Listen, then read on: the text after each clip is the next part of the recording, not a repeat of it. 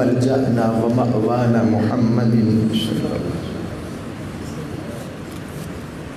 نبي الأمين المكين الحنين الكريم الرؤوف الرحيم. أما بعد فأعوذ بالله من الشيطان الرجيم. یہ کو بند کر دیں.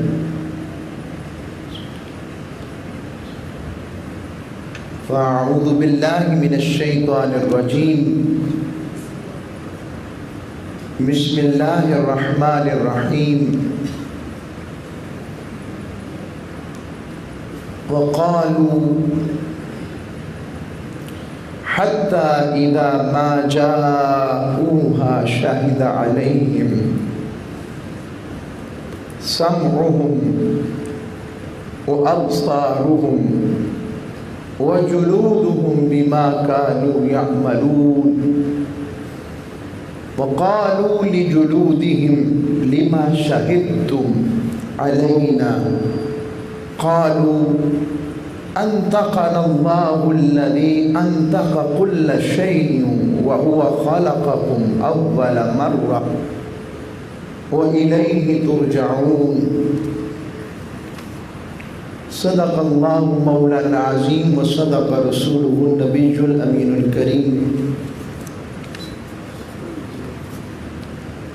جمعۃ المبارک کی مبارک ساعتوں میں اور اللہ کا مہمان جا رہا ہے.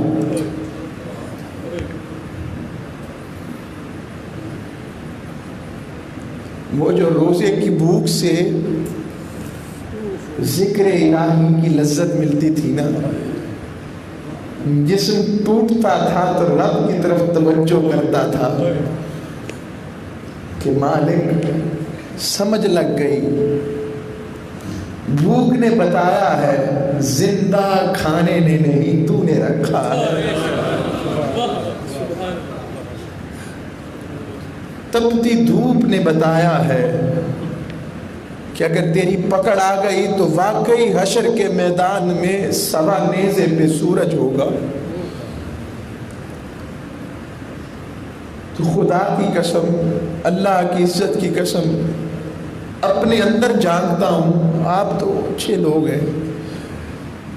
جیسا رمضان سے پہلے تھا ویسا ہی خود گوشت سے بھی گرا ہوا محسوس کرتا ہوں. میں سوچتا رہا مضمون کیا رکھوں. قرآن نے خود مضمون عطا کیا. قرآن کی خیر، صاحب قرآن کی خیر پڑھی.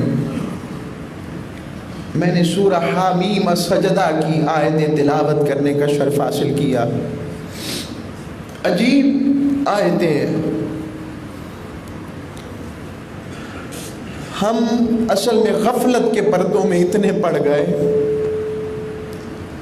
اور دنیا میں اتنے مگن ہو گئے کہ ہم اپنا مقصد حیات بھول گئے.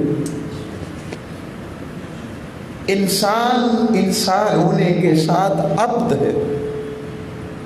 یہ انسان کی معراج ہے کہ وہ بندہ ہے، اور بندگی کی معراج یہ ہے کہ وہ کم تر ہے، وہ رذیل ہے، وہ گرا ہوا ہے، وہ بے مایا ہے، وہ فانی ہے، وہ لاچار ہے، وہ بے بس ہے، وہ مفلوج ہے، وہ مخلوق الحال ہے. دیکھو کبھی میت کو دیکھو، ایسے لگتا ہے کبھی جیا ہی نہیں تھا، اور زندوں کو دیکھو یوں لگتا ہے کبھی مرا ہی نہیں تھا اور مرے گا ہی نہیں. تو آج کا جو میں نے مضمون رکھا ہے ابدیت توبہ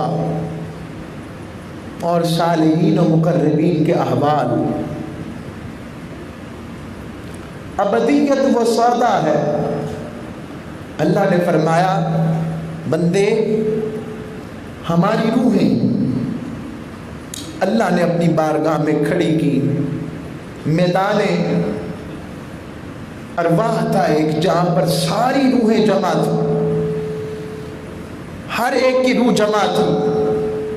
اب اس میں تعین نہیں تھا کوئی ہندو ہے, کوئی سکھ ہے, کوئی عیسائی ہے, کوئی بے مذہب ہے, کوئی مسلمان ہے, مومن ہے, بد مذہب ہے, کون ہے, سارے کھڑے تھے.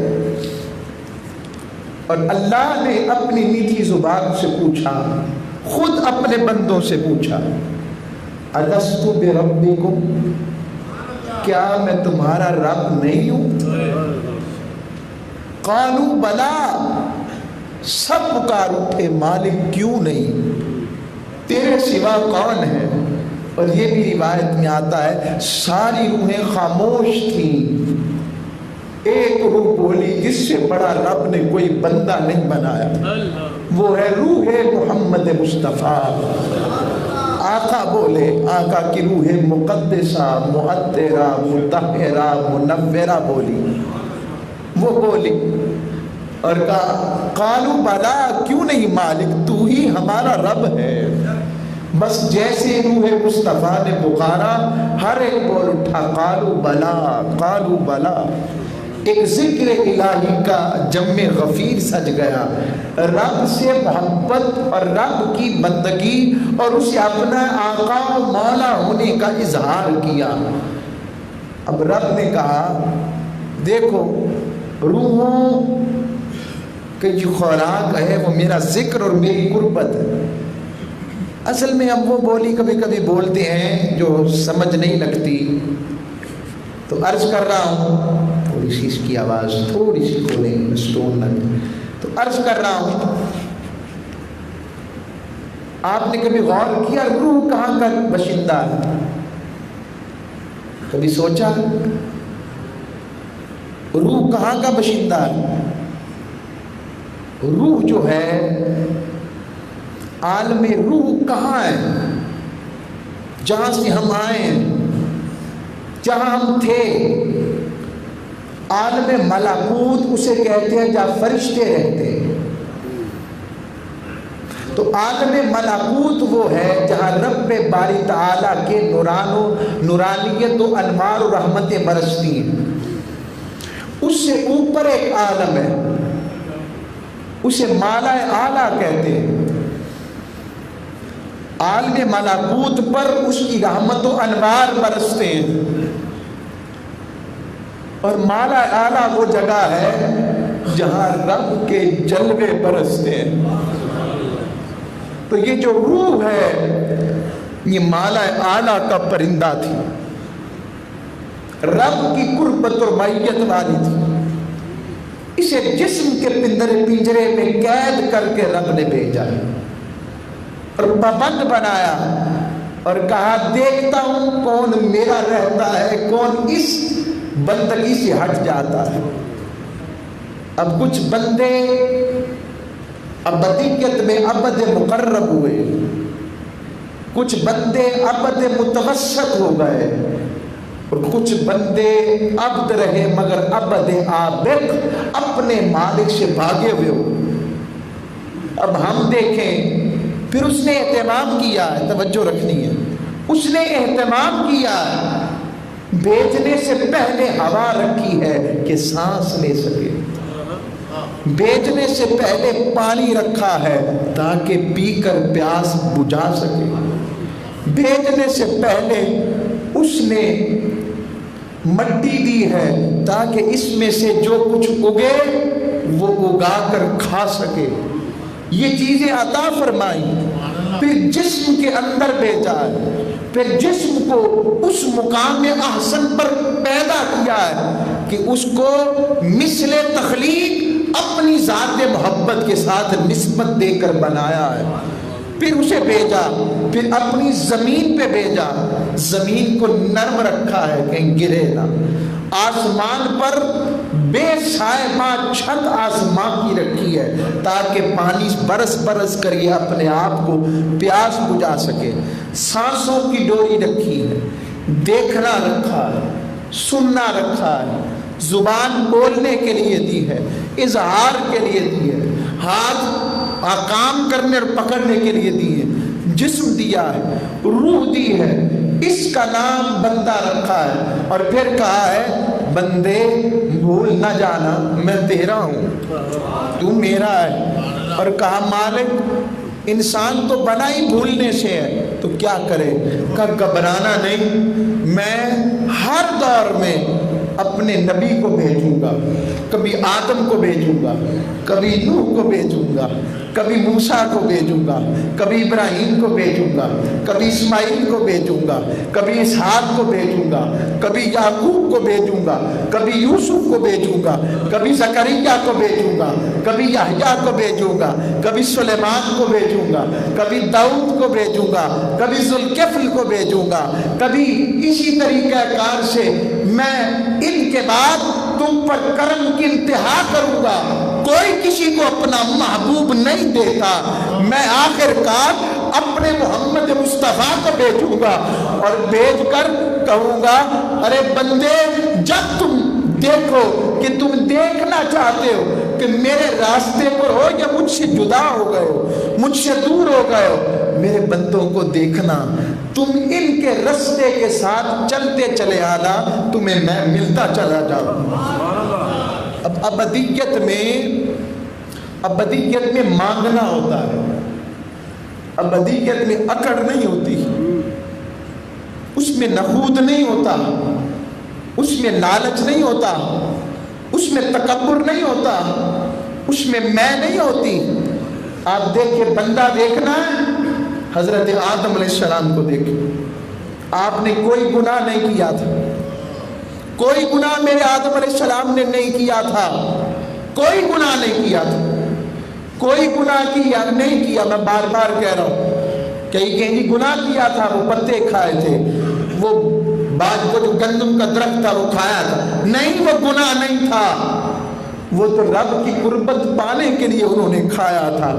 وہ شیطان نے انہیں برگلانے کی کوشش کی اور کہا آدم تم اس مقام پر اب ہو کہ جبرائیل و میکائیل تمہیں سجدے کرتے ہیں، یہ درخت اصل میں محبت سے رب نے روکا ہے کہ تم رک جاؤ نہیں تو اور مقرب ہو جاؤ گے۔ آدم علیہ السلام نے اس کی محبت میں گم ہو کر کھایا ہے، انہوں نے بھول کر نہیں کھایا، انہوں نے اس کی محبت میں مقبول ہو کر کھایا۔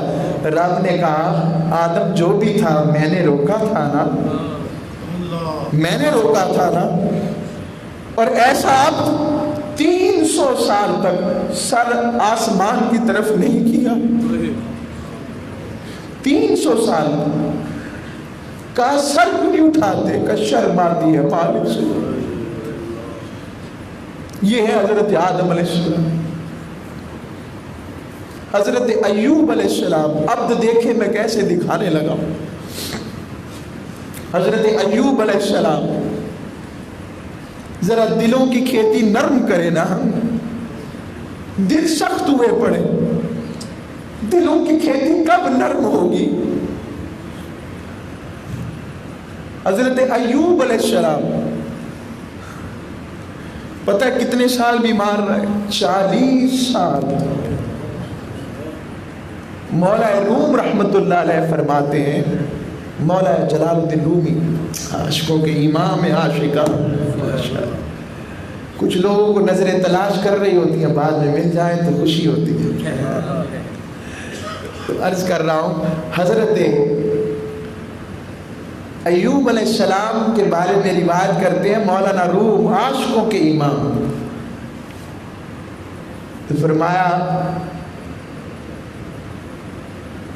حضرت ایوب علیہ السلام کو جب صحت مل گئی، ان سے پوچھا ایوب آپ تو اللہ کے نبی ہیں، یہ بتائیں پہلے والی زندگی اچھی تھی کہ اب والی؟ فرمانے لگے وہ جو بیماری میں دن گزرے تھے وہ اچھے تھے۔ پوچھا کیوں؟ پوچھا کیوں؟ مولا روم سے لڑنا، مجھ پہ فتویٰ نہیں دینا۔ وہ فرماتے ہیں ایسی بیماری لگ گئی تھی کہ جسم میں شاید کیڑے آزمائش کے طور پر آ گئے۔ اب کوئی کہے گا نبیوں کو جسموں کو نہیں کھاتا، تو وہ آزمائش تھی بھائی۔ اب نبی کے جسم کو کوئی ایذا نہیں پہنچا سکتا، مگر آقا کے دندان کا کونا شہید ہوا کہ نہ ہوا؟ تو یہ آزمائش ہے، بندگی تے بتانا ہے۔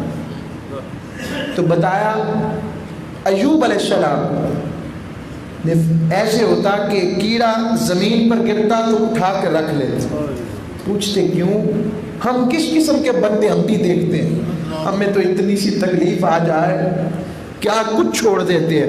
اچھا جملہ لگتا ہے مجھے، ہم وہ ہیں جو بیماری کے ڈر سے کھانا چھوڑ دیتے ہیں مگر اس کی ناراضگی کے ڈر سے گناہ نہیں چھوڑتے۔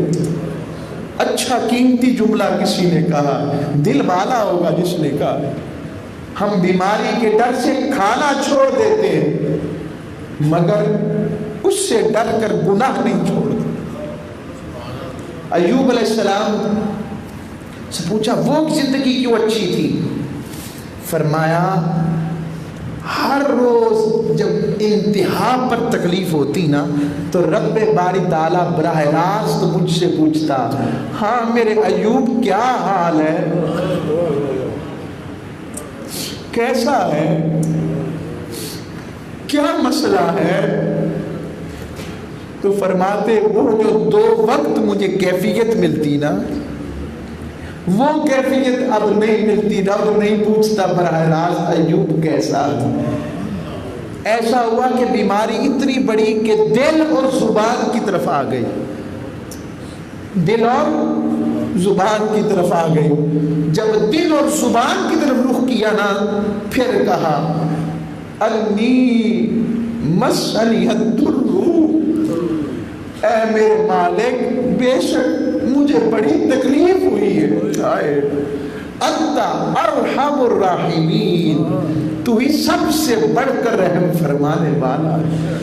بس وہ ایوب تھے نا دل سے کہنے والے تھے، دل والے تھے، رب نے کہا بس وہ ایوب تیری جیت ہو گئی، تو جیت گیا، تیری آزمائش ہو گئی، چشمہ جاری ہوا، سب کچھ مل گیا۔ یہ ایوب علیہ السلام۔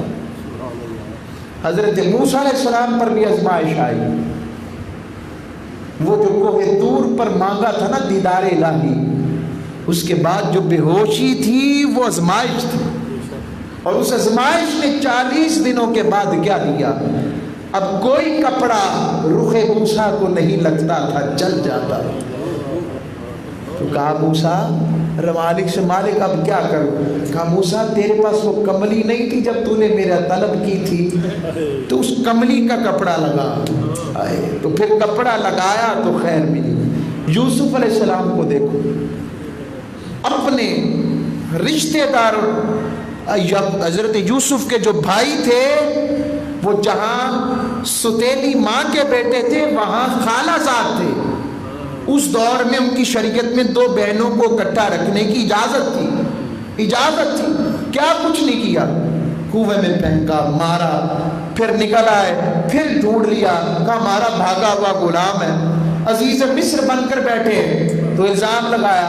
جب حضرت بنیامین کو پکڑ لیا، کہنے لگے اس کا بھائی بھی چور تھا، کچھ نہیں کہا، آزمائش تھی۔ یوسف علیہ السلام کیسے تھے؟ لوگ ان سے کہتے ہمیں آپ سے محبت ہے، کہتے مجھ سے محبت نہ کرو، جو مجھ سے محبت کرتا ہے اسے آزمائش آ جاتی ہے۔ جس کنویں میں تھے کنویں سے نکلے تو کنواں رونے لگ پڑا۔ یوسف جو تھے جس زاویرہ جیل میں تھے، جیل سے نکلی تو جیل کے در و دیوار رو پڑے کہ یوسف جا رہا۔ یوسف جو تھے یہ نبیوں کا حال، پھر میرے مصطفیٰ کا تو کیا ہی کہنا، ماں جیلیں روئی تھیں، کنویں روئے تھے، یہاں تو آقا کی پشت دور ہونے سے آستون ہنانا رو پڑا تھا، کھجور کا خشک تنا رو پڑا، ابل پڑا۔ اسے بھی بات مل گئی کہ بات مصطفیٰ سے جڑنے میں ہے، جدا ہونے میں موت ہے، مردہ ہے، زندگی نہیں ہے۔ اگر مصطفیٰ سے دوری ہے تو سمجھو کہ مردہ ہے، اگر محبت مصطفیٰ نہیں تو دل مردہ ہے۔ اس دل میں کچھ نہیں اگر عشق مصطفیٰ نہیں، کیونکہ عشق خدا عشق مصطفیٰ کے بغیر مل نہیں سکتا، کیونکہ رب کا عشق مصطفیٰ ہے۔ جو چاہتا ہے کہ رب کا ہو جائے تو مصطفیٰ کا بن جائے، جو مصطفیٰ کریم کا بنے گا رب اسے اپنا بنا لے گا۔ تو یہ ابدیت کی بات کر رہا تھا۔ عبد ایسے ہوتے ہیں